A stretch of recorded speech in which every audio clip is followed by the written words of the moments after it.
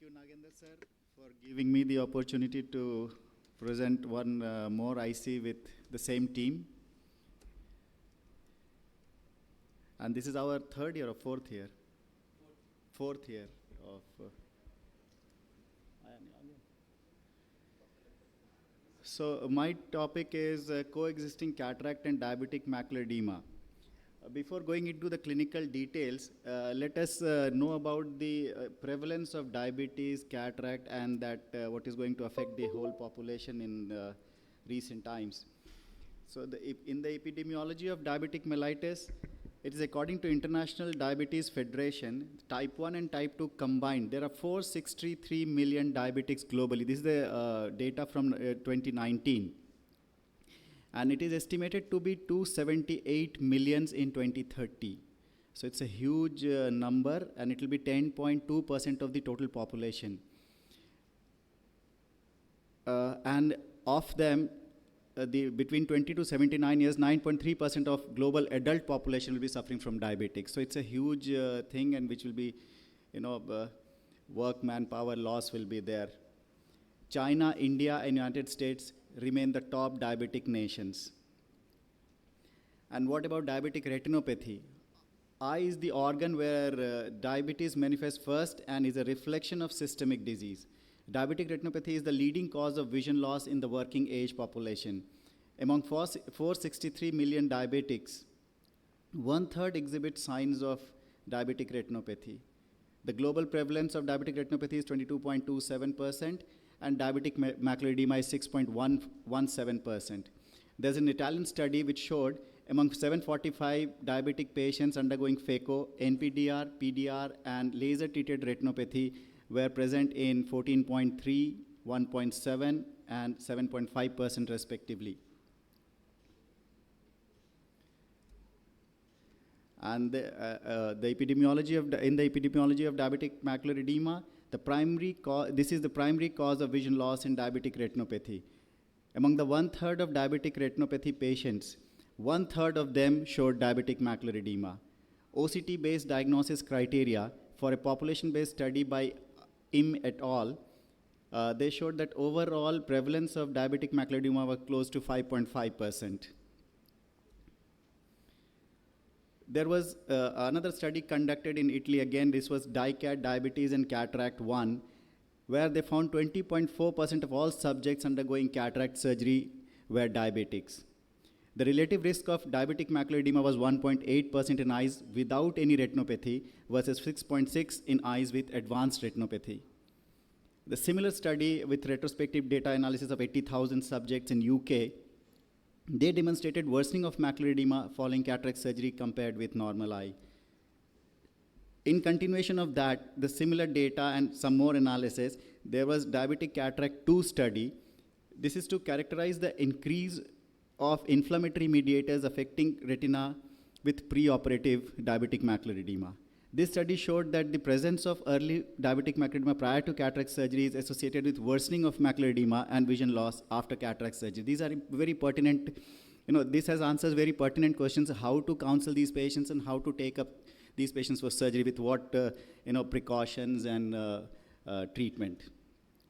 We all know that the pathophysiology of diabetes is hyperglycemia through various pathways, which triggers increased oxidative stress, inflammation, and vascular dysfunction. Oxidative stress and inflammation induce hypermodulation of growth factors and cytokines, leading to the breakdown of blood-retinal barrier. VEGF, angioproteins, tumor necrosis factor, interleukins, and matrix metalloproteinase, MMPs, are the key modulators. An imbalance between fluid entry, secondary to the breakdown of blood-retinal barrier, and dysfunctional fluid withdrawal of the RP and RMG results in an upset fluid electrolyte equilibrium and hence diabetic macular edema. So with these studies, there was another term came into being is the pseudophakic CME, that is PCME. Diabetic macular edema, we know that is associated with diabetics, and in patients with very mild diabetic retinopathy or no retinopathy had macular edema, but those were diagnosed diabetics. Those were known as PCME. So how to differentiate between the two? The normal DME presents with an underlying diabetic retinopathy, exudates, and macular edema. OCT shows features as microaneurysms, hard exudates, and a higher parafoveal outer nuclear layer to inner nuclear layer thickness ratio. Whereas the PCME presents with minimal diabetic retinopathy and the absence of exudates, OCT demonstrates a high central macular thickness to retinal volume ratio and intact hyperreflective outer retinal layer bands.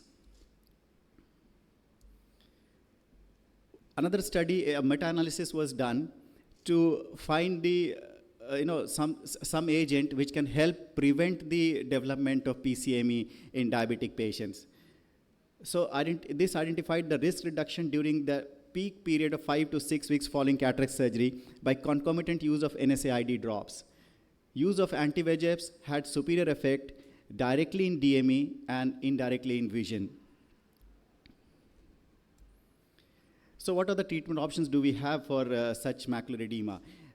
As I said, this meta-analysis showed us that if you concomitantly use NSAIDs, they have not mentioned which particular NSAID, but any NSAID for that matter will help in the topical form. Then one can use anti-VEGFs, which we are using intravitreal, steroids in any form and in by any route, that is subtenons, intravitreal, suprachoroidal, all will help. Then we have lasers. Now with the advent of micropulse lasers, we can do some very close to the fovea lasers or subfoveal lasers we can do as well. And of course, the good diabetic control is the foremost requirement. As I said, mild macular glit photocoagulation is quite helpful, and sub-threshold diode micropulse laser photocoagulation also can be performed in such cases. The management of diabetic patients undergoing cataract surgery should be treated with topical non-steroidal anti-inflammatory agents to prevent PCME. And for patients with pre-existing DME, intravitreal therapies, both with anti-VEGF drugs and steroids, can be considered. So these are the options taken from that study, where what all these topical NSAIDs, topical corticosteroids, lasers, intravitreal corticosteroids, subtenon steroids, intravitreal anti-VEGF, all had their pros and cons, but all can be used for in particular situations. So the protocol that we follow in our, since there are many variables, there could be many permutations and combinations of treatment for such patients. We have developed a protocol looking into all the details of these studies. The intravitreal anti-VEGF at the end of cataract surgery is our normal practice in any diabetic patient who has diabetic retinopathy, and it has to be repeated after 1 month if needed. If we see that there is macular edema which has increased or is still there, we will do a repeat injection after 1 month. And laser photocoagulation following first anti-VEGF injection. And for refractory and recurrent cases, simultaneous anti-VEGF and suprachoroidal triamcinolone is our practice. In conclusion, India becoming a diabetic capital with ever-increasing cataracts coexisting with diabetes. Challenges in cataract surgery are good glycemic control before surgery, predictability of visual outcome, control of infection. These are the real challenges actually. And for that, we need to have a very good counseling of patients for future treatment, requirements for diabetic retinopathy will save us from embarrassment. Thanks for your patient hearing. Thanks, Dr. Rajesh. No, patients with diabetic retinopathy. See, you can have, since we have to have a protocol which has to be followed by everyone. So if it is a moderate or severe NPDR, even if there is no macular edema, we will give an anti-VEGF there at the end of the surgery. Any preference for any particular anti-VEGF? I'm an avid user of Avastin.